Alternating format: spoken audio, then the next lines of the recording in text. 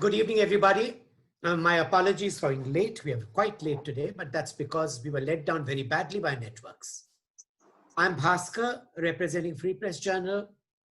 With me are Dr. Rastogi from NMIMS University, and of course, our speaker for today, Ashish Khanna, who represents the sexiest part of power generation, power distribution, and the energy field, and that's solar. Just to recap some things that happened last week when Pravir Sinha talked about the energy scenario, I thought I would begin by talking about what was said last time. One of the questions that he had responded to was which sector will grow the fastest. Most of them had agreed that solar energy would grow the fastest. And today we have the guru of solar energy talking to us. When you registered, we had asked you a question, what should India focus on? And most of you said that solar power, rooftop solar, is what India should focus on. And it so happens that Ashish Shelar, Dr. Rastogi, and I hold similar views. We are in great company together. And of course, I had added a mischievous question of how prices would decline, asking a very specific number, and I thought I would catch you with the wrong answer, but you beat me to it by honestly declaring, I don't know. The truth was that between 2016 and 2010 and 2020, power prices have fallen from $3.47 to 0.75. And if you look at another sector, they've fallen even further, but that is something Ashish Khanna will talk about. The last part that I have to talk about is, why did NMIMS, Tata Power, and we get together? And the answer was very simple. Both NMIMS University and Free Press Journal are in our own way involved with education. We're telling people what should be done, what is, what will be. We may be right, we may be wrong, but we try to make people understand. And since we're talking energy and solar energy, it was inevitable that we go to Tata Power, which is the largest player, and the head of Tata Solar is Ashish Khanna, and that is where we are. But let's leave the introduction of who Ashish Khanna is. Let's go to Dr. Rastogi. Dr. Rastogi, over to you. Thank you very much, Mr. Bhaskar. And welcome all of you on behalf of NMIMS and Free Press Journal. And it is my privilege to introduce Mr. Ashish Khanna, who is President Renewables of Tata Power. He is also MD and CEO of Tata Power Solar, which is India's largest integrated solar company. He joined Tata Power in 2007, and he has got more than 30 years of experience, and which focuses on project management and contracts dealing both in India and abroad. Under his leadership, Tata Power Solar emerged as #1 rooftop player in the industry. He has been instrumental in streamlining the business of increased efficiency and profitability by focusing on building state-of-the-art technology, engineering, and strengthening customer and employee satisfaction. His relentless pursuit of excellence has helped Tata Power Solar build strong competencies leveraging technology and innovation. Tata Power Solar has more than doubled its revenue under the visionary leadership of Mr. Khanna, and during this period, the company has commissioned several challenging and industry landmark projects. Could not have better person than Mr. Khanna to talk about solar energy, and let me just tell you that he is an engineering graduate and he also holds master's degree in management and systems from IIT Delhi. Welcome, Mr. Khanna, and now I hand it over to you. Thank you. Ashish, waiting. Thank you. Thank you, Professor Rastogi, and thanks to Bhaskar. Bhaskar has really glamorized the industry I work for. So he has made a business acumen out of it. Thanks. I hope the viewers find justice in more from the business and the industry we are doing. without glamorizing it, I think let me come to the brass tacks straight. My understanding has always been that energy is politics. Rather than talking about solar per se, let's look at the larger context of where we are and why we are even in the solar or renewable segment. You see, energy being a politics is now being changing. It's not only the politics which changes all across, but why I believe energy is politics is because I've seen wars between nations just for the energy. There has been wars in the last 2 decades and even before that. And also the way the whole energy has changed from a natural resource to a manufacturing or a manufactured equipment. Now, that's again is a politics, if you ask me, and has far-reaching implications and consequences on this world. Where in the past, if you are born in a country or you belong to a country which is enriched with fossil fuel under the soil where you are staying, now we have reached a level in renewables where you can manufacture, this renewable energy or equipment which can work as an energy source.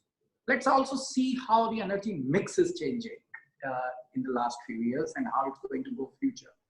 In the current energy mix, electricity is only providing around 19% of the total energy requirement in this world. By 2050, which is not very far off, we are talking about 3 more decades, this 19% is going to go towards around 50%, 49% as per some very knowledgeable people in the field. And out of this 49%, 86% will be renewable. Wow. And again, out of this 86% of renewables, 66% will be solar. And the magnitude of this will be by 2050 is we are talking about 88,520 gigawatt of solar energy.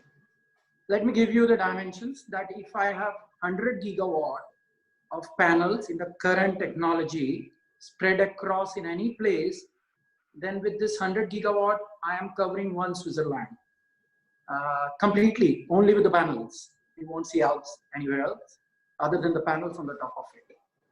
And here we are predicting 8,520 gigawatt of solar energy, which is going to happen. Now, let's not go with the numbers per se, but let's look at the magnitude and what is it bringing on table out here. How the other things are going to change too. Let's look across. India per capita consumption today is not even 1/10 of US, 1/6 of Europe. But if you look at the projections, by 2050, India is going to consume more power than Europe and US. In fact, by 2038, we are going to overtake Europe, and by 2050, it's going to be beyond US too. When we look at solar, in the last 3 years, give take few gigawatts here and there, we have added on an annual basis more than 100 gigawatt of solar capacities on a year-to-year basis, which is not small. And what has happened and why it has happened, if you ask me, let's look at the price curve. Bhaskar has shown the price curves. But if you see in the last decade, the same panel which was producing power today, the pricing has gone 94% less than what it was a decade back.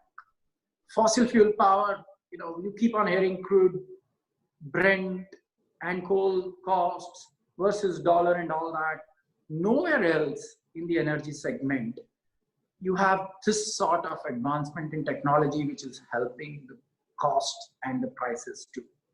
Today, the same panel, and let me share with you, what we used to manufacture 3 years back, today most of us are manufacturing in half the cost, and the same panel is giving twice that power, more or less the same size. That is what technology is providing. That is where technology is driving this power. And where is the future? Let's talk about, this is technology, there is a source. Where is the world going? In the last 3 weeks, if you ask me, we have seen a very different world. In business, in our lifestyle.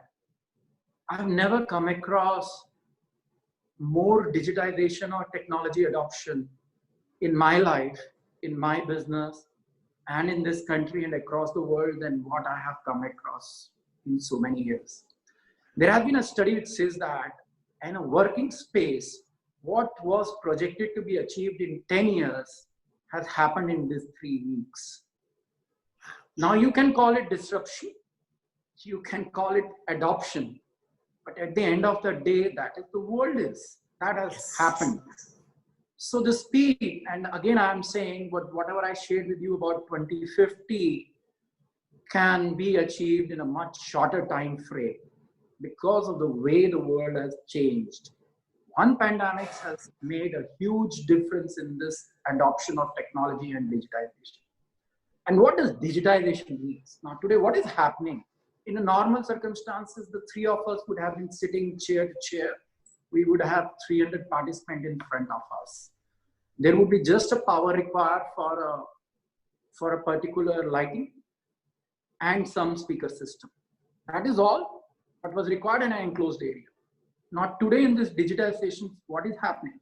I have a technology, but each one of us are using our own power. It's a distributed power. For the timing it is coming, you may consider it is coming from the same central source. But this power could have been coming from your own sources too.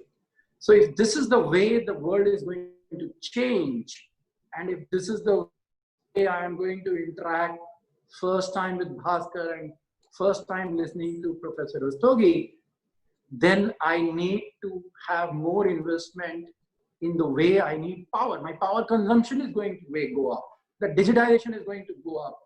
This 25 minutes, time span which has happened will not happen in your next seminar. Take my word upon that, because then you will have backups of it. You have data center which requires a very different thing. Who knows Zoom? Who was aware of Zoom or Microsoft Teams till around 2 months back, and this online classes concept? Now, I am only giving you examples which are correlated with all the students, but the world has changed, the lifestyle has changed. And I think this digitization, which needs power, is also going to bring into consideration that distributed power. So where is the life going to change? I think in the industrial and the commercial segment. Now, where is solar coming into it? You may have a grid connected, but solar has the potential to provide you a grid connected power. I am not actually a big fan of X versus Y, fossil versus renewable, wind versus solar.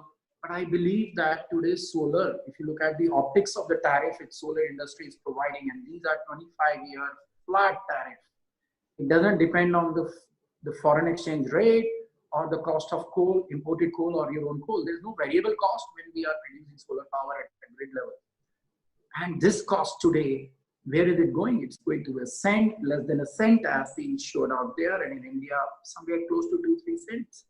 What does it reflect? That for the next 25 years, at this cost of power, you have your own resources to live a life, to have your industrial revolution, to have this commercialization which you need for the growth of the humanity. Let's look at from a residential standpoint. You are also going to have off-grid and on-grid solution. We have some houses today which are in isolation, but today we have the technology available where from the roof you can generate power. In fact, the whole roof is nothing else but solar panels, which allows you to light as well as power.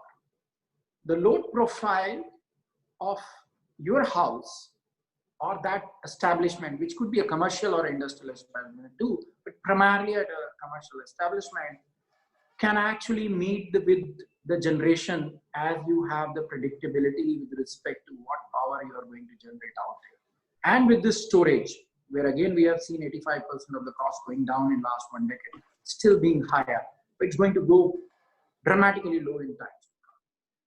You can have your own recycled water, or you can generate water from the gas which is going to come. So you will have completely isolated or ring-fenced houses from the solar energy for you for the next 12 months or year to year without getting disturbance from the outside. The government doesn't need to spend huge amount of money to establish a grid. And as you grow, your power requirements are growing. You can also grow this power. India per se is the total capacity or the potential in this country itself is 749 gigawatt just from India. Today, my consumption in this country is around 170 gigawatt. Look at it, that while we are consuming, and if you read Economics Times today, we are very happy that we have reached 158 gigawatt of consumption, which is close to pre-COVID era. This country has the potential of 749 gigawatt per se. You look at the residential segment. Why should today you know that agriculture is the backbone of this country. Today, I'm subsidizing that power. In your earlier session, you have seen that how I'm subsidizing power to a particular segment and increasing the cost of power to another segment. Now, if this whole subsidy can be just a one-time capital subsidy, not for next years and years, and you have a technology today where you can generate your own water or pump your water from the ground, depending on your need, rather than based on what the free power is coming, and then you try to actually take out as much power, as much water as you can. You know, we have done a study in a state in this country. All of them need hardly 3 HP motor. Everyone has put 10 HP motor pump out there in that state, only because they are not sure whether the power is going to come for 3 hours or is going to come for 10 hours. So you have this factor of safety where even if the power comes for 3 hours, you are going to flood your field because you don't know when it will come again. If I take away this fear psychosis away from those farmers, where they know they can generate power on their own, utilize for their residents or for the pump set, we will not see this water table going so dramatically low in the last few years, what we have experienced in the past. So in a nutshell, I think the future is there, technology is there. Let me spend a few minutes on the technology.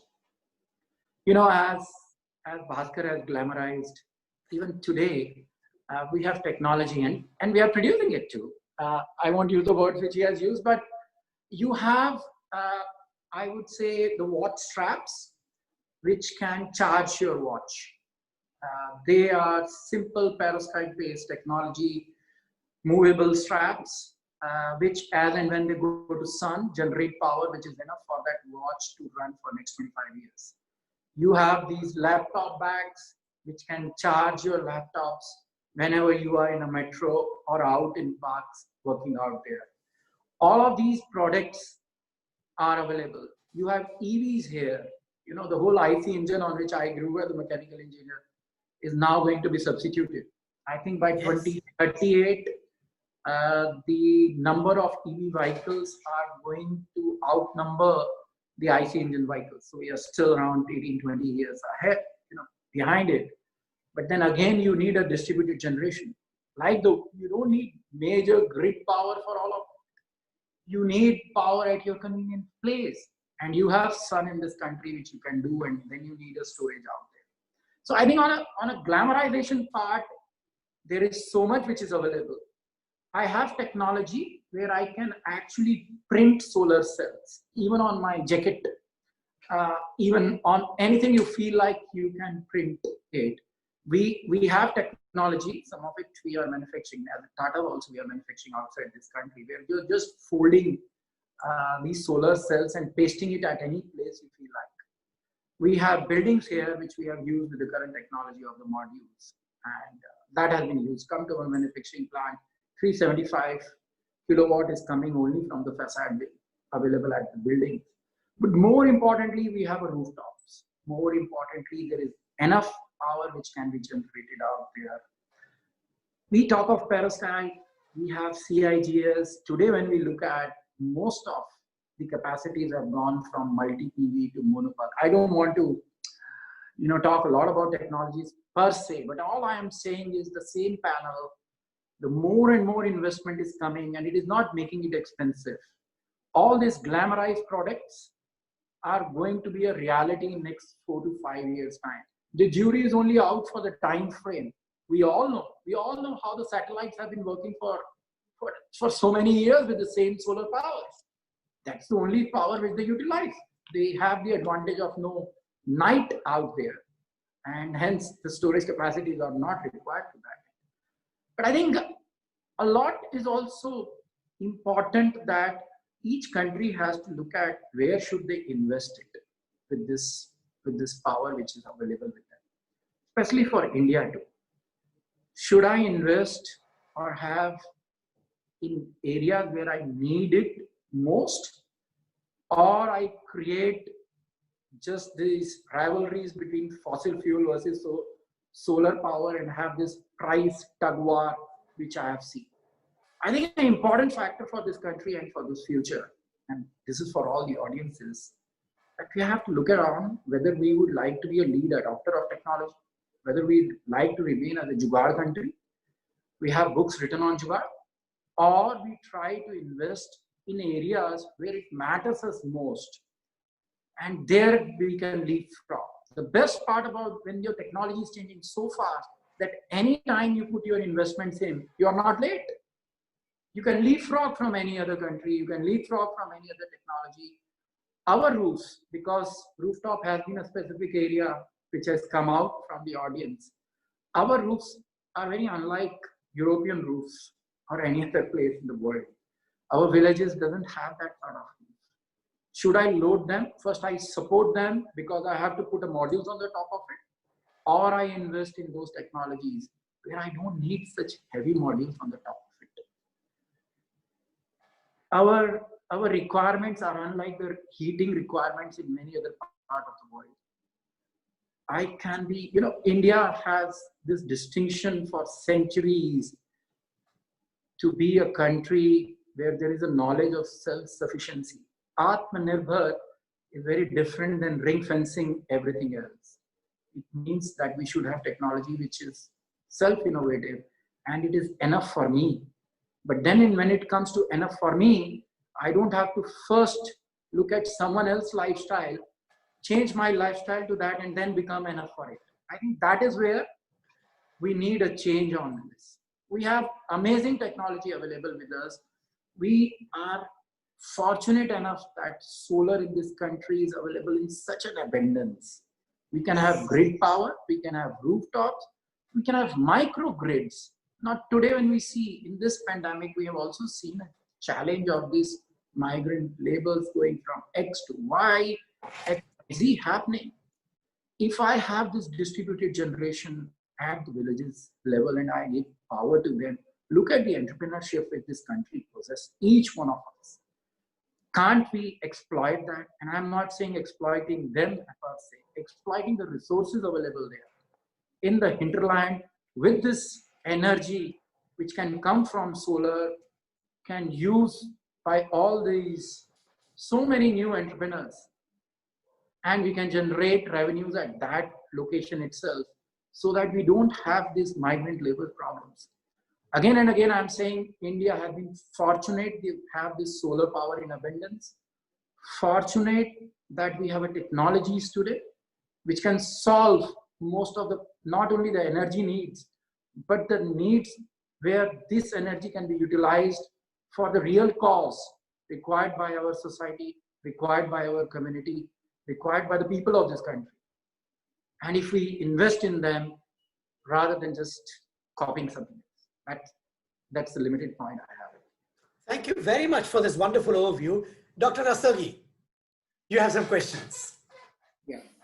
Thank you very much, Mr. Khanna. It is so nice to hear about hope for the future, as well as such a great thing, which as far as the solar power is concerned and what can be done and how it will be able to make the economy very competitive. Let me ask you some few questions which may be there in the minds of our listeners. And the first question is about the manufacturing side of it, both monocrystalline as well as multicrystalline panels.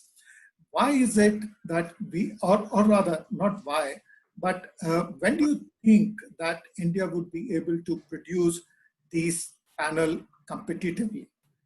Because demand will be there for them, because such a huge, not only domestic demand will be there, but demand all over the word because solar power is environmental friendly, and not only that, it is also people who are socially conscious.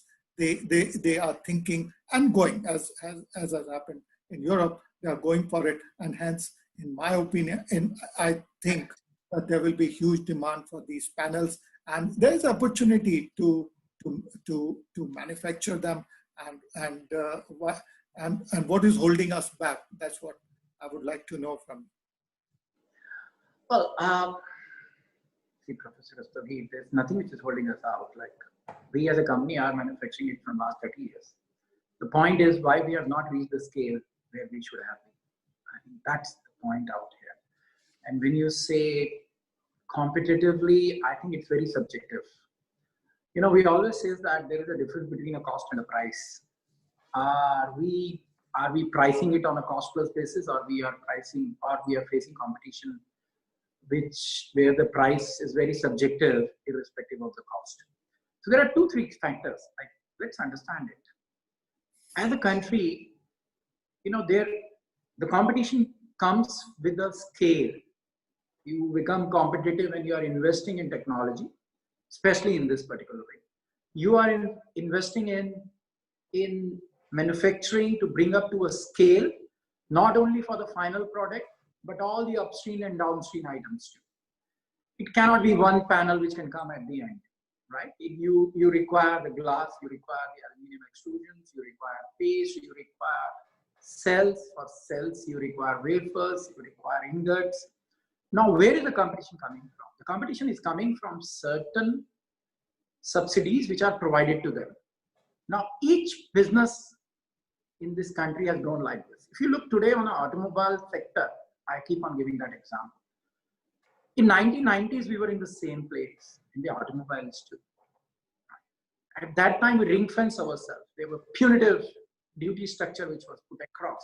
And today we are in a situation where we are not only providing all the Indian needs, but are even exporting. Exporting it, yes. Everyone is investing. And where is it coming from? Because we have invested in manufacturing. Unlike any other sector, you know, please believe me, manufacturing is not a very transitory base, or transaction doesn't happen. You have to look at next 20, 25 years of an offtake. And now when you are investing in a particular sector where the technology changes after every 3 years, you are looking for a very different payback. And where is the competition? The competition gets debt, which is at least 30 to 40%, if not more, cheaper than a manufacturer in India. Power is a very important component while we cost our panel, you know, when you are manufacturing these cells and panels. The power cost there itself is very low.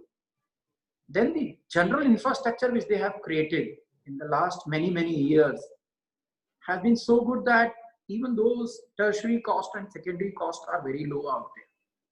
Now, it is not that we can't beat. We can always beat them, but you need to ring fence that industry for some time. And you need an offtake guarantee. You just can't be investing in 10 gigawatt, 20 gigawatt, and then you realize that you can't even sell more than 2 gigawatt of capacity in the country. If you make it out there. So I think a sustainable policy, a long-term policy support, and an offtake guarantee which generally comes from this manufacturing. There is no reason that we would not able not only to facilitate or take care of the Indian needs, but even export, even with a premium, it is possible. I think the other factor is that we have to keep on investing into R&D.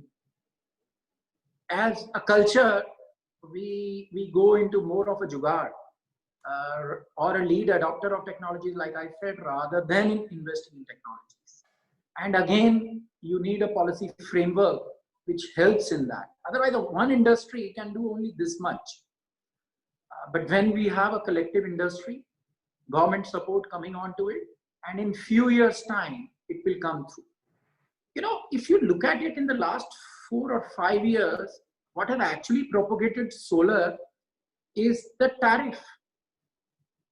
The optics of tariff And the way the business leaders have come forward that in 6 years, we have increased or enhanced the total installed capacity in this country 6 times, is also coming from industries and business houses.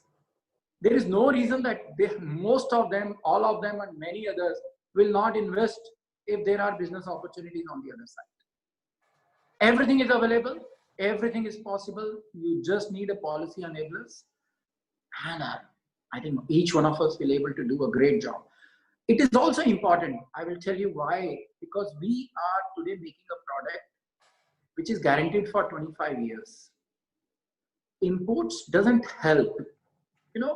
2 out of the top 10 companies in our neighborhood goes off the radar screen. Now, what will happen to those warranty certificate which has been given from those companies? If you are in India, Tata Power is a 104-year-old company. Yes. We are likely to be there for another century. That certificate versus any other certificate for performance gives that comfort. And I think it is more important is that renewable or solar being an infirm power, the quality of the products, the warranties which are associated with it is given more importance. And even if in the initial period we have to pay slightly more, we should be ready to do that. All right. Let me just take you to another very topical thing, which is slightly different directly from the solar power. Just recently, some of our listeners must have read or heard about round-the-clock renewable contracts coming from government, and it has been won by one of the companies here. And now there may be a doubt in the minds of people that how is it that renewable power can be generated round the clock, and that I want you to take just a couple of minutes and explain so that people are clear that it is possible and it is very much doable, and how does it come? Yeah, surely. You see, there are 2 ways now the tenders have come, but let me tell you conceptually how it is. Like in the renewable power, if you look at the generation curve, as we call it, and then try to map it with the load curve of a particular city or a location. Let's put it across the city. During the daytime, we get peak power from solar, and then wind is actually complementary. In the evenings and early mornings, you have virtually the maximum amount of wind power coming into it. And by and large, that's there. The requirement of this country is much lower because we don't need heating at home or industrial establishment. So if you look at the country load curve, at night time, the power requirements are much less. So what happened is that, and even if you have concurrent wind and solar, which is producing, it can help with the storage. So let's put across that if you have wind and you have solar, and then you have a particular amount of storage, you can have this round the clock power coming. In the time when you have concurrent wind and solar coming, this power can be utilized to charge the storage. The storage can come from hydros, or the storage that storage can also come from battery storage system. You can have multiple ways of storing power. You have pump storage too, which is coming up. So there is, if you combine them, then you can have this 24/7 power which can come through. I think a lot of people are also today getting confused with the recent tender which is coming up with the thermal plus wind plus solar, but I think that is for a specific purpose. Yeah. But world over, you can have it at grid level, you can have it at a residential level, at a particular house level too, or a community level. Storage coupled around with wind and solar to give you 24/7. All you need to do is to map the generation with the load curves and work on that area. The other factor which again helps us now is the forecasting techniques which has come. The weather techniques which are coming, which allows you to predict on a 15-minute basis what can be your generation from wind, what can be your generation from solar, and then if you can map your requirements based on that. And then you can also minimize storage. All I am saying is that in the current era, the storage cost is much higher. And hence, to optimize that cost, you use all these algorithms. But in the times to come, when the storage cost will also come low, you have this solution. And I think that is the future. It's going to come in this coming decade for sure. Thank you. And I just, since you have touched on the storage, could I just request you to tell something about what are the breakthrough technologies coming in the battery storage, which our listeners would be interested in knowing? There are many. I think you see, actually what happened is that storage, when we look at in a common spectrum, we only talk about the small storage of lithium-cadmium batteries, lithium-ion batteries which we come across. But I think when we talk of storage from a power industry, we look at storage at a grid level, we look at storage at a commercial industrial level, at an off-grid level, we also look at storage at a residential level. I think there are few technologies which are coming out on NAS and others which are helping us more at a grid level. You know, grid stability is a very important phenomenon. We are not talking much about it, but because today our renewable power in the grid is hardly 10 to 12% of the total power which we utilize per se. But by nature, renewable is an infirm power. All of a sudden, it can go off. We have, you know, this solar eclipse has given us certain heartbreaks in this manner, because how the grid comes across on the up and down, which was a major area of concern for us. The typhoons has also given us one area where we realize that all of a sudden you have a surge in the wind power.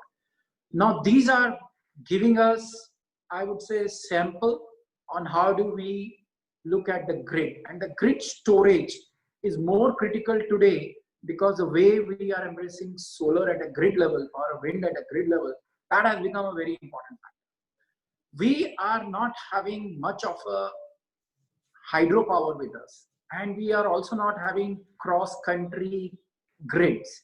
You know, in Europe, when you have this renewable power, like one day the whole of UK was on a renewable power, Germany many days has been on a renewable power.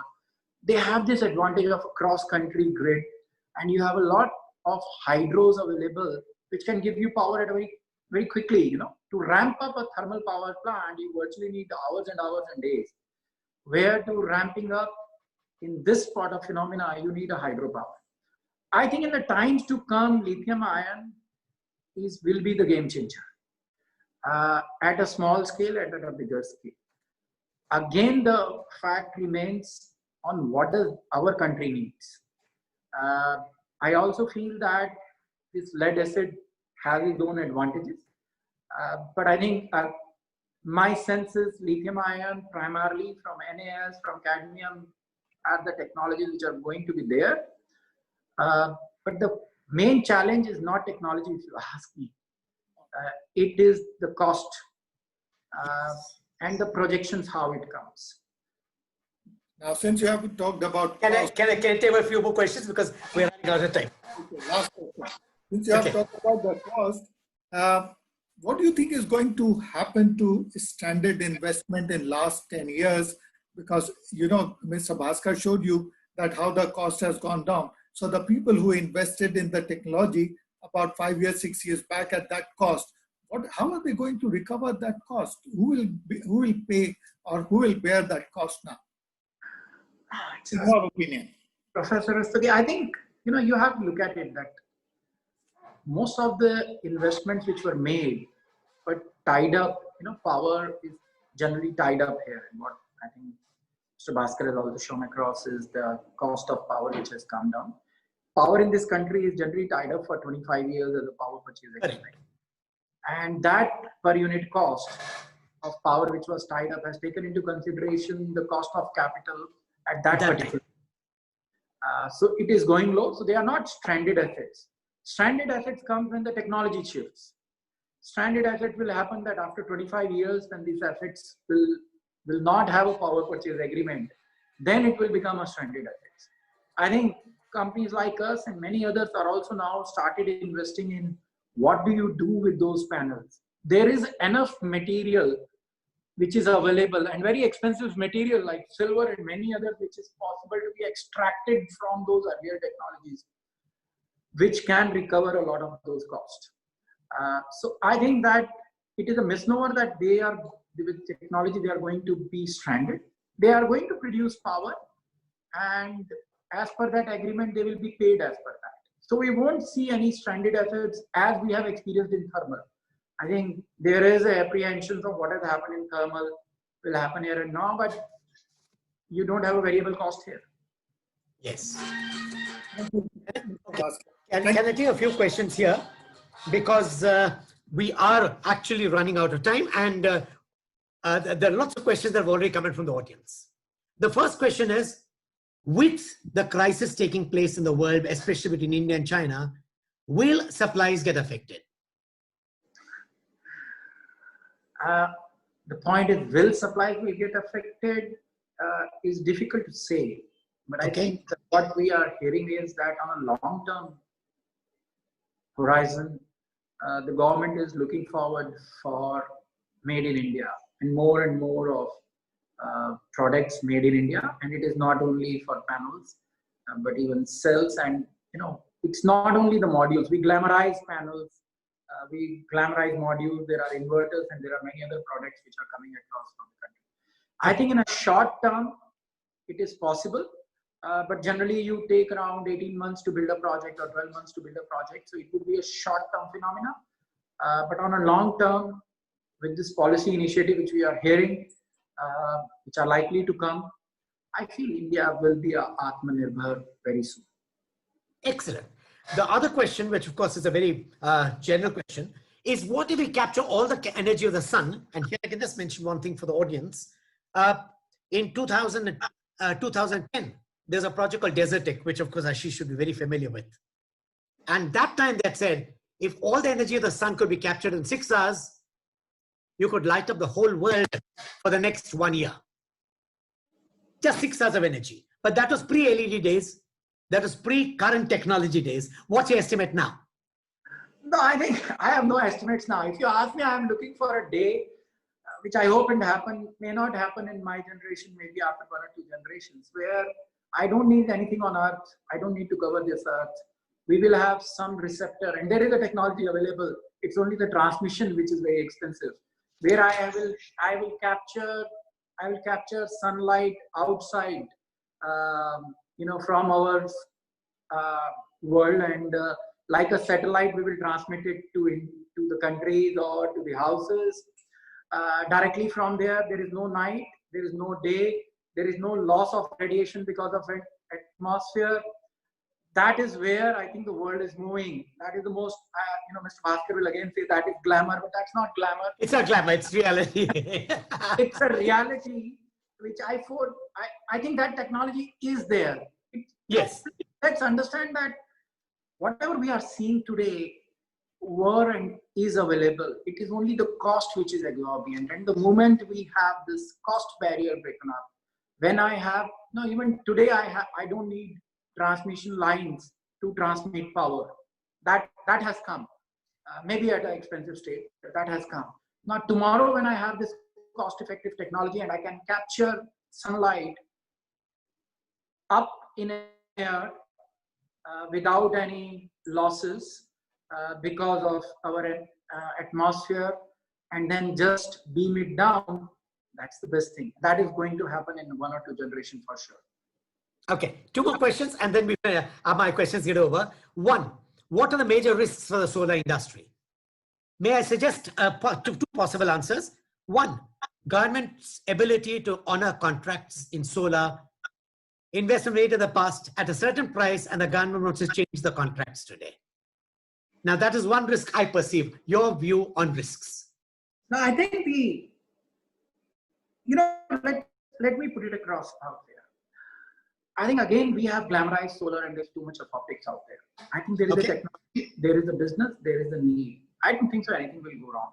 I think we ourselves will do something dramatically wrong out there. There could be some of us who are, as I call them, fidayans, who will come below ourselves and we create a very different negative environment about it. I think today, as I see, if we co-align with the fossil fuel, which is for our base load, which is also required. We have a technology where we can actually encourage rooftops, have distributed generation, microgrids, give this power to where it matters, and help the society per se. Nothing can go wrong.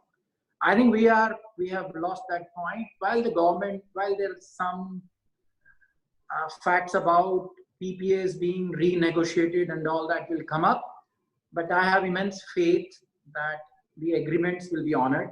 It's a mature country. The agreement will be honored. One of experiences, I think the judicial system in this country will take care of it. Brilliant. And on a long term, I keep on saying it is not a 100-meter dash. We are here for decades and decades. This technology, this industry, this source of power is the future. And for this country, it's a new IT. We are going to blossom and be number one like the IT industry. One last question, and that's about rooftop solar, sir. For the benefit of the audience, when in Tripura, the government, for a variety of reasons, gave rooftop solar to 50,000 houses, they discovered three things. One, the cost of installation was 50,000 per connection as against 2 lakhs to 5 lakhs per connection for grid power. Two, there were no breakdowns, there were no power cuts. The audience, the customers are thrilled. Three, there was no subsidy year after year after year. In spite of the successful experiment in Tripura, why hasn't rooftop solar succeeded, and why is the government still pushing for large solar farms which are neither employment generated nor they use a maximum strategic advantage that India has?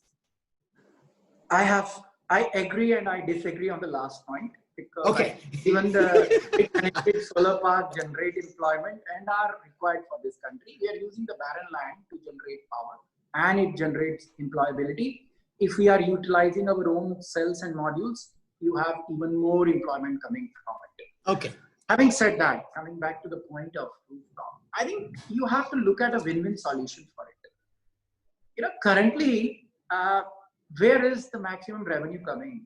It's coming from industrial segment. It is coming from commercial segment, and that is where you have the maximum cost of power.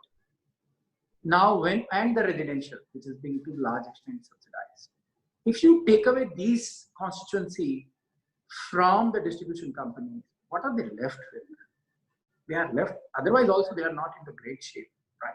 You take away their best part, the revenue generation part, they are not going to like it. Unless I have a win-win solution for both the installer, the developer, as well as the distribution company, you will not be able to succeed in it. So first convert the rural sector to solar, rooftop solar. It is an amazing success. Take my word. We have seen the smiles on the farmer. We have seen the smiles on the distribution companies too. I have no reason to disbelieve that the rooftop can be the same, but you have to bring that sort of solution where for a distribution company, it is as good as a business as for that consumer and the service provider. I think that is what we need. Brilliant. Thank you very much for that perspective. For me, the questions are over, and I know that we're running out of time, and I know that you have appointments which we delayed. Rastogi ji, your job to give the vote of thanks. Thank you very much, and all of you will agree that it was an excellent presentation by Mr. Khanna, and amazing. We are enlightened with what is going to happen in the solar power sector, not only on the rooftop side solar power, which has been very helpful especially to our rural folks, and also to many folks in the urban areas. And it is going to be future, and that bright hope for the future. Let me thank you all for joining us. And with that, I also thank you, Mr. Khanna, as well as Mr. Bhaskar, to bring such a topic to all of you today. Thank you. And most important, the audience which bore with us through all the problems that you faced in networking. Thank you very much. It's a pleasure. Really a pleasure. Thank you, Dr. Rastogi. Thank you very much. Thank you. Thank you.